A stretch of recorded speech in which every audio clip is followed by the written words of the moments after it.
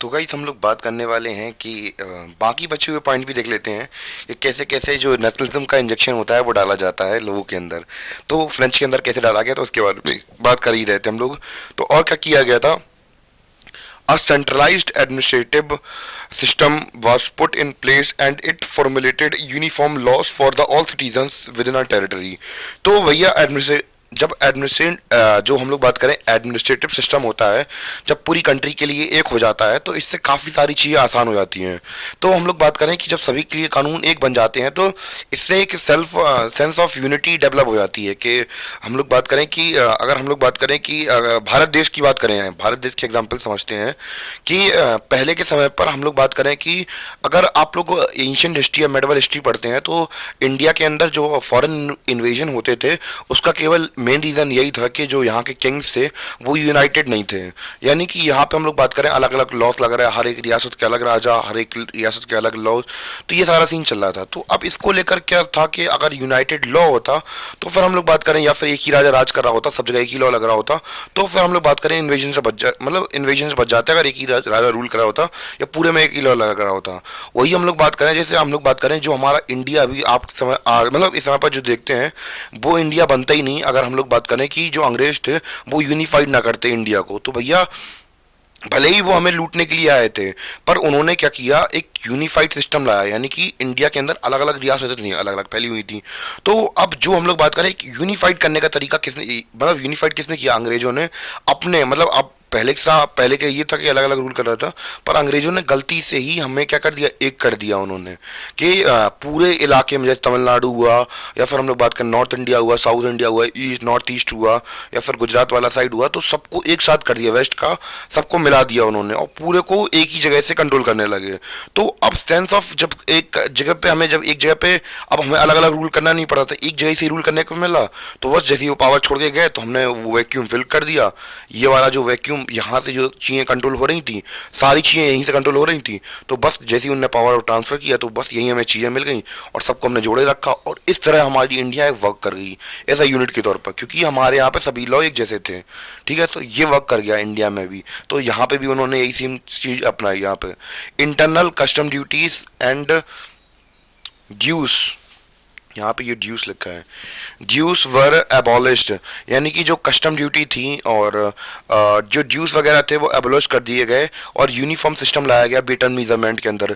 अब वेट और मेजरमेंट से क्या यूनिफाइड हो जाएगा, तो भैया अगर आपको पता हो कि किसी भी कंट्री के अंदर अगर यूनिफिकेशन करनी हो तो सबसे बढ़िया तरीका होता है, जैसे कि अगर हमें हड़प्पन सिविलाइजेशन के बारे में बात करूँ तो हड़प्पन सिविलाइजेशन की तो हमारे इंडिया की सबसे पुरानी सभ्यता, दुनिया की सबसे पुरानी सभ्यताओं में से एक है हड़प्पन सिविलाइजेशन। तो अगर हमें उस समय के बारे में पता कैसे चलता है कि पूरे इलाके को एक ही राजा कंट्रोल करता था, वहाँ का मेजरमेंट सिस्टम एक ही ऐसा था यहाँ की। यानी कि हम लोग बात करें जो ब्रिक्स के साइज थे वो सब जगह सेम थे। इवन कि आप लोगों ने अलाउद्दीन खिलजी के बारे में सुना होगा कि उन्होंने कैसे जो हम लोग बात करें ट्रेड में अगर बैलेंस लाने के लिए क्या किया था, उन्होंने मेजरमेंट सिस्टम में इंप्रूवमेंट की थी।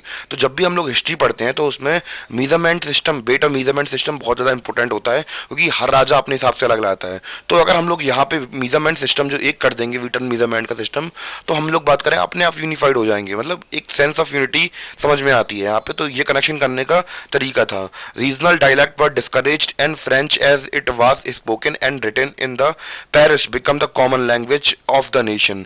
तो भैया हमारे यहाँ पे अगर ये चीज़ हो जाए इम्प्लीमेंट तो फिर बहुत सारी जो प्रॉब्लम्स हैं वो सॉर्ट आउट हो जाएंगी, क्योंकि हमें हमारे यहाँ पे इंडिया के अंदर लैंग्वेज के बेसिस पे हम लोग बात करें बहुत सारे डिफरेंसेस देखने को मिलते हैं। चाहे आप गुजरात में चले जाइए, चाहे आप महाराष्ट्र में चले जाइए, तमिलनाडु में चले जाइए, जो रीजनल डायलैक्ट को लेकर प्रॉब्लम्स होती हैं, लैंग्वेज को लेकर प्रॉब्लम्स हैं, बहुत ब्रॉडली देखने को मिलती हैं। इवन कि आपको पता ही होगा आजकल ट्रेंडिंग में चल ही रहा है कि वही महाराष्ट्र में रहना है तो मराठी बोलना चाहिए। भले ही चाहे ये पॉलिटिकल मोटिवेटेड चीज़ें हों, पर ये चीज़ें नहीं होनी चाहिए। ये देश की यूनिटी को के ऊपर खतरा होती हैं एक तरीके से। चाहे वो हम लोग बात करें महाराष्ट्र हो या फिर हम लोग बात करें तमिलनाडु हो, तो हिंदी को लेकर जो हम लोग बात करें एक सेंस ऑफ हेट्रेड मिलती है। तो ये नहीं मिलनी चाहिए कि कोई भी किसी लैंग्वेज को हेट क्यों करेगा। तो हम लोग बात करें कि ये सारी चीज़ें नहीं होने चाहिए, क्योंकि देश के ऊपर यूनिटी के ऊपर सवाल आ जाता है आपकी। तो क्योंकि अब हम लोग बात करें कि आपको बनाना तो पड़ेगा, आप लोग खुद देख सकते हैं कि जो फ्रेंच लोग थे तो उन्होंने रीजनल डायलेक्ट को डिस्करेज कर दिया था, यानी कि भैया के अलग अलग बोलेंगे तो भैया ऑब्वियस सी बात है कि जब अलग अलग लैंग्वेज बोलेंगे तो फिर अपने सेंस ऑफ जो लैंग्वेज है वो अलग अलग हो जाएगी, तो फिर यूनिटी बचेगी कहाँ फिर आपकी। तो जैसे ही इन लोगों ने किया कि भैया अपनी जो अलग अलग रीजनल डायलेक्ट है उनका हटाकर एक लैंग्वेज अब पकड़ ली थी, अगर इंडिया में भी यही अप्लाई कर देंगे तो फिर क्या प्रॉब्लम हो जाएगी, कोई नहीं, यूनाइटेड ही हो जाएंगे, वरना फिर बढ़ते रहो भाषा के नाम पे, कुछ तो है नहीं है। अब जब यूनाइट हो गए भैया, ऑब्वियसली आपको पता है एकता में शक्ति होती है और अनेकता में कुछ नहीं होता है, तो फिर अपने आप को अगर स्ट्रांग बनाना है तो फिर कुछ ना कुछ चीज़ें छोड़नी पड़ेंगी आपको। जैसे कि इन लोगों ने जो रीजनल डायलेक्ट थे उन्हें छोड़ दिया था, तो वैसे ही अपन को भी कुछ ना कुछ छोड़ना पड़ेगा, एक यूनिफाइड लैंग्वेज बना लो। मैं ये नहीं कह रहा कोई हिंदी ले लो या फिर तमिल ले लो या दूसरी लैंग्वेज ले लो, पर एक तो यूनिफाइड लैंग्वेज बनाया भाई, कम से कम जिससे बात कर सकें। अब भले ही इंग्लिश नहीं बना, थोड़ा बाहर की लैंग्वेज है, अपने यहाँ की रीजनल लैंग्वेज है, अब एक कल्चर में बना हुआ है, तो हर एक व्यक्ति इंग्लिश नहीं बोल सकता ना, तो थोड़ी बहुत समझ के चीज़ें कीजिए। आप लोग खुद समझदार हैं, भविष्य आगे का, तो ये सारी चीज़ें समझिए आप लोग भी।